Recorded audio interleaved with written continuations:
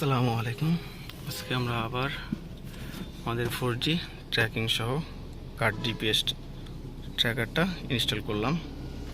এখানে এটা ইনস্টল করা আছে। এখানে আপনি সামনের ক্যামেরা দেখতে পারবেন। এটা হলো ব্যাক ক্যামেরা, রেয়ার, পিছনের সাইডে। এটা কেবিনের ভিতরে দেওয়া হয়নি আর কি, বাইরে।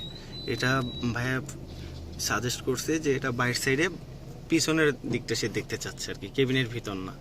এর জন্য আর কি আমরা বাইরে এই সিস্টেমটা করছি। আর এইখানেই যখন আমি আবার চাপ দিব, তখন এখানে আপনি আবার সামনের ফিডব্যাকটাও এখান থেকে দেখতে পারবেন। আমার ভাইয়ার ফোন থেকেও চাইলে এটা সে ভাইয়া কন্ট্রোল করতে পারবে। দেখেন, আমি একটু বাইরে যেয়ে আমাদের যে লাইনটা করা হয়েছে, সম্পূর্ণ এটা হিডেন লাইন, সম্পূর্ণ সিলিং খুলে তারপরে এখান থেকে লাইনটা নেওয়া হয়। আপনি যদি লক্ষ্য করেন, এখানে ক্যামেরাটা শো করতেছে।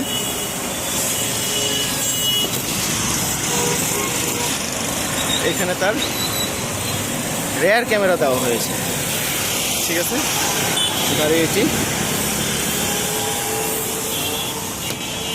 তারপরে দেখেন ভাইয়ের ফোনে আমরা ফিডব্যাকের ভিডিওটা দেখতে পাবো।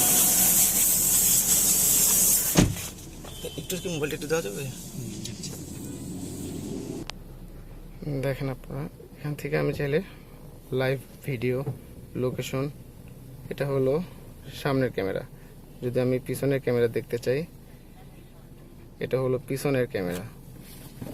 পিছনের ক্যামেরা দিয়ে যে গাড়ি যাচ্ছে সেই রিপোর্টগুলো এখান থেকে সব আপডেট এখানে আছে, ঠিক আছে। এখন যদি গাড়ি রানিং হয়, এখানে স্পিড শো করবে। এটা জাস্ট একেবারে গুগল লোকেশনের মতো। আপনার ফোনের লোকেশন যেরকম আগাবে সেরকম আপনার গাড়ির লোকেশন আগাবে। আপনি চাইলে এটা লাইভ দেখতে পারবেন, লাইভ ভিডিও দেখতে পারবেন বাহির। আবার এখান থেকে আপনি চাইলে এসডি কার্ড ভরে এসডি কার্ড দিয়েও দেখতে পারবেন। এখানে আপনি ইন্টারফেস এইচডি কার্ডের অনেক দিনের জমাটা দেখতে পারবেন। তারপর এখানে আপনি ট্র্যাকিং রিপোর্টটা এখান থেকে জমা হবে।